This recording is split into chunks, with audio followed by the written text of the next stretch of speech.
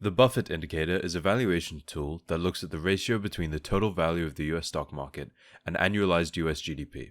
As of March 2024, it is reaching into all-time highs, and it's beginning to raise concerns among value investors and long-time followers of Warren Buffett. Today, I'm going to examine the indicator and look at its accuracy as a valuation tool, as well as some of the nuances involved in using it as such.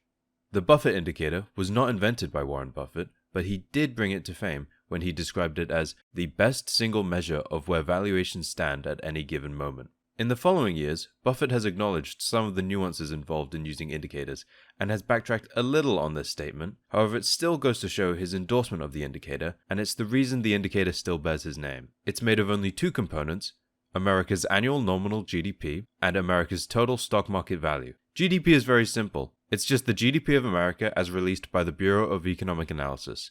The stock market value, on the other hand, is slightly more nuanced. There are a few different measures of it, all differing in granularity and how far back they measure. For the sake of a larger data set today, I will be looking at the non-financial corporate business, corporate equities, liability level from the Z.1 financial accounts of the United States release. Anyways, this value is impacted by many different things, but fundamentally, it's made of the level of corporate profits and the subsequent valuation of those corporate profits by the stock market. In terms of analysis, the indicator is mainly used as a valuation tool for the US stock market, with a higher reading indicating overvaluation and a lower reading indicating undervaluation. Although it's not immediately clear at what point in particular we should consider the market overvalued or undervalued. We will address this today. The indicator is based off the premise that in the long run, corporate profits should grow roughly in tandem with the economy, and thus the ratio should return to a quote-unquote normal or average value over the long run. If U.S. GDP grows at 4%, 5% a year with 1 or 2% inflation, which would be a very good result, I think it's very unlikely that corporate profits are going to grow at a greater rate than that. Corporate profits as a percent of GDP are on the high side already, and you can't constantly have corporate profits grow at a faster rate than GDP. And, obviously, in the end, they'd be greater than GDP. And it's like somebody said that New York has more lawyers than people. I mean, there's certain, you run into certain conflicts in terminology as you go along if you say profits can get bigger than GDP. Of course, there are some critiques that can be made of this premise, and throughout the video we will look at them and how they affect the analysis. So let's actually look at the graph in question, and at face value it looks fairly clear that we're in overvalued territory. We are well above the highs of 2000 and 2008, and far above what seems to be the normal or average reading. And this is also the conclusion that a lot of analysis that you will find comes to, simply comparing it to the past and saying now is much higher, and thus the stock market must be generally more overvalued, and leaving it at that. However, some of you might have noticed that there has been a general upward trend in the graph ever since its inception in 1947. Now, this could quite simply mean that since the 50s, stocks have just continuously become more and more overvalued. And of course, this could be the case. However, it does seem a little bit suspicious that today's stock market is considered significantly more overvalued than, say, the year 2000, when other valuation metrics, such as the Shiller PE ratio, still put the dot-com bubble quite a bit ahead in terms of overvaluation. It also seems dubious to claim that almost the whole period between 1947 and 1995 was more undervalued than the bottom of the crash in 2002 or 2008. So, how do we reconcile this? Well, now we can start to look into the nuances inherent in the measure, and we can start with the easiest explanation, that perhaps as a result of changes in the economy towards larger mega-cap tech that are all publicly listed, corporate profits, especially those of publicly traded companies, have increased as a percentage of GDP, and that accounts for the change in total market value. And really, it's very easy to test whether this is true or not by looking at the ratio of corporate profits to GDP. And as you can see, it pretty much is true.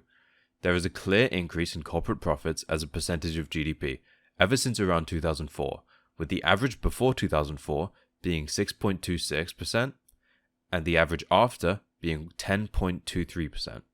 So, this is clearly one avenue through which you could explain the increase in the Buffett indicator, at least from 2004 onward. Another explanation given by analysts is that the level of globalization has increased in the American economy. And as a result, American companies rely more and more on overseas profits, which are not counted by GDP, but do contribute to their stock price, and thus gives the illusion of them outgrowing the economy, when really they are growing in line with the economy and it simply isn't detected by GDP. To test the validity of this claim, we can look towards GNP, which stands for Gross National Product. It measures the total value of goods and services produced by the nationals of a country, no matter where they are. So crucially, this includes the profits that are made by American companies overseas. If it is the case that overseas profits are causing the high corporate profits growth, we should expect to see GNP outstrip GDP, or at least see GNP increase in relation to GDP as time goes on. And if we examine the data, we do see this a bit, especially around 2007, where before 2007, the average difference between GNP and GDP was 0.61%, and after 2007, it was 1.14%. This might not seem like much, but in terms of percentage change, it's actually more significant than the change in corporate profit ratio. However, the readings are an order of magnitude smaller, and post-2007 is a shorter time frame, so that does introduce more room for error to affect the result. And it can also be argued that the error inherent in numbers like GDP can be up to and around 1% if you assume based off differences between alternative measures. At this point, we can take the finding that the ratio of GNP to GDP increased in recent times as another, perhaps weaker, but still positive indication that the economy has changed to an extent where we need to start to modify how we look at the Buffett indicator. So how should we look at it? It's fairly simple really. In order to roughly account for the growth of globalization and corporate profits in relation to GDP, we can just assume that the trend line of the Buffett indicator is equal to the background rate of growth due to outside factors that we aren't interested in. So if we can account for these, we can start to look at just the aspect of the indicator that we are interested in, which is the valuations. And to do that, we have this graph. Here, we are looking at how far the Buffett indicator strays away from its trend line. We will call this Trendline Delta. This new graph should hopefully account for the aforementioned factors that we aren't super interested in, and indeed it does seem to make a bit more sense. First of all, instead of 2021 being the all-time peak, it is instead the year 2000, which makes a lot more sense. If you look at other valuation metrics, the dot-com bubble is the king of overvaluation, and whilst now is definitely expensive, we're not quite at the same level. It also now shows that the crashes of 2002 and 2009 were actually quite good times to buy in, which they were. However, you could also argue that it shows that the 60s were more overvalued than they really were, and the 80s were more undervalued than they really were. Okay, so it seems a bit nuanced, but overall, what conclusions can we come to? First of all, it still seems pretty clear that we are in overvalued territory. However, there may still be some way to go upwards, as we are still far off the peaks of 2021 and 2000, at least according to this indicator. And honestly, this would be a fairly reasonable place to end the analysis. We have looked at the indicator, we have looked at some of its shortcomings, and we have looked at how to remedy them. But I'm still curious of one more thing. How accurately does the Buffett indicator predict future returns?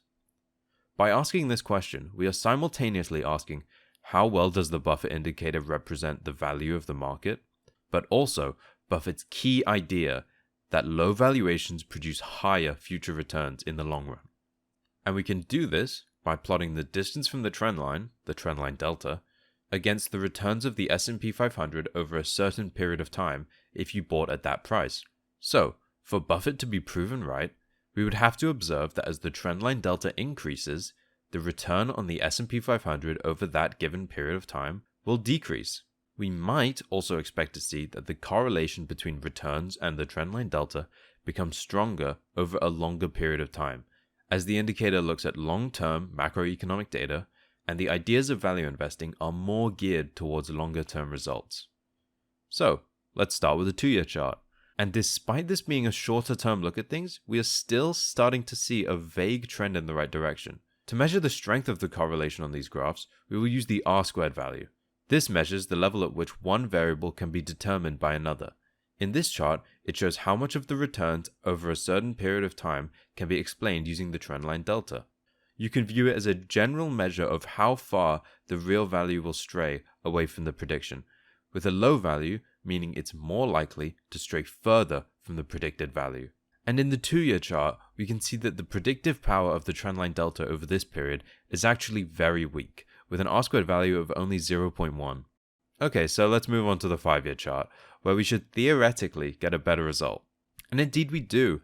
The 5-year chart shows a much stronger R-squared value of 0.24, and if we plot today's trendline delta on the graph, we will come to a predicted 5-year return of 25%. But we have to remember, 0.24 is not actually very strong. It means that 76% of the returns over the next 5 years are not explained by this indicator, or in other words, there will be a massive variance around that 25% return value. At these levels, it would frankly be questionable to be making decisions based on this data. So, now let's move on to the 10-year chart, where once again we see R-squared more than double with a value of 0.576. This is actually starting to get quite significant, and if we plot the most recent trendline delta of 40 onto the chart, we come to a measly 41% return over the next 10 years, amounting to about a 3.5% return annualized. So obviously that's not great, but again, we should take R-squared into account, as still about 40% of the returns over this period are not explained by this indicator. And to be clear, this doesn't mean that you're going to get 3.5% returns per annum and then an extra from the unexplained 40%. It means the indicator predicts 3.5%, but in reality, annual returns are very likely to stray from that value. It could be as high as 5%, but it could also be as low as, say, 2%. And finally, we can take a look at the 15-year chart. And here, we start to see something interesting happen. The chart is taking on more of an inverted curve shape, meaning that as the trendline delta reaches its very highest levels, the impact on the rate of return starts to diminish. This could mean that in terms of future returns, there might not be a large difference between being quite overvalued at say a trendline delta of 40 and being extremely overvalued at say a trendline delta of 80 like in 2000. We also, once again, see a stronger R-squared value of 0.672, which is now starting to look decent in terms of predictive power. And if we use the graph to predict future returns, we get 67% over the next 15 years, or, once again, 3.5% per annum. So, what conclusions can we draw from this? The stock market is overall looking quite overvalued, at least according to this indicator.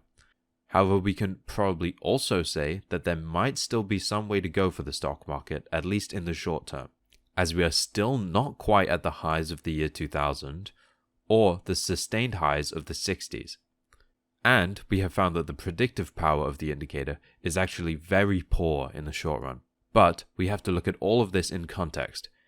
Even at the longer timescales, the predictive power of the indicator is only as high as 0.672, and there are many outside factors that can sway this ratio. Other than the two factors I accounted for, there is also the large impact of changes in the risk-free rate.